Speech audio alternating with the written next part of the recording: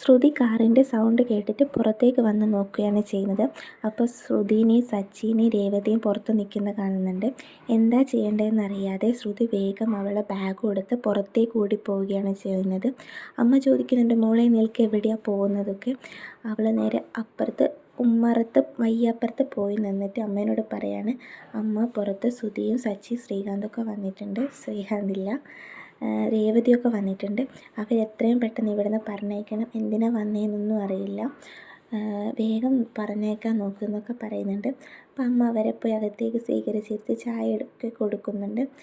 അത് കഴിഞ്ഞ് എന്താ നിങ്ങൾ വന്നതെന്നൊക്കെ ചോദിക്കുന്ന സമയത്ത് ഇങ്ങനെ ശ്രുതിനെ കാണേണ്ട കാര്യങ്ങളൊക്കെ പറയുന്നു. അമ്മയാണെങ്കിൽ അമ്മയ്ക്കറിയാത്ത മട്ടിലാണ് സംസാരിക്കുന്നത്, തൻ്റെ മോളല്ല എന്നുള്ള മട്ടിൽ. രേവതി പറയുന്നുണ്ട്, എന്തെങ്കിലും ഒരു അറിവ് കിട്ടുകയാണെങ്കിൽ ഒന്ന് ഞങ്ങളെ വിളിക്കണം എന്നൊക്കെ. ശ്രുതിയാണെങ്കിൽ ഫുൾ സെൻറ്റിമെൻ്റൽ ഡയലോഗാണ്. അവൻ്റെ ഉള്ളിലത്തെ സങ്കടം നമുക്ക് കണ്ടാൽ മനസ്സിലാവും. അത് കണ്ടിട്ട് സച്ചിക്ക് വരെ സങ്കടമാവുന്നുണ്ട്. ഇതെല്ലാം അപ്പുറത്ത് ശ്രുതിയാണെങ്കിൽ കേൾക്കുകയും ചെയ്യുന്നുണ്ട്. അവൾക്കും നല്ല സങ്കടമുണ്ട്.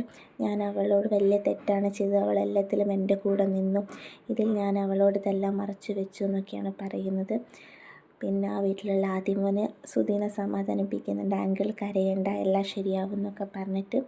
ഇത് കണ്ടിട്ട് ശ്രുതിൻ്റെ കരച്ചിലും സങ്കടവും ഒന്നും കൂടെ കൂടുകയാണ്. പിന്നെ അവരവിടെ നിന്ന് വീട്ടിൽ നിന്ന് ഇറങ്ങിയാണ് തിരിച്ച് വീട്ടിലേക്ക് പോവുകയാണ്. അവൾ പിന്നെ തിരിച്ച് വരും എന്നുള്ള പ്രതീക്ഷയിൽ അവർ പോകുന്നത്. ശ്രുതി വീടിൻ്റെ പയ്യാപ്പുറത്ത് നിന്നിട്ട് ഇങ്ങനെ നോക്കി നിൽക്കുന്നുണ്ട്.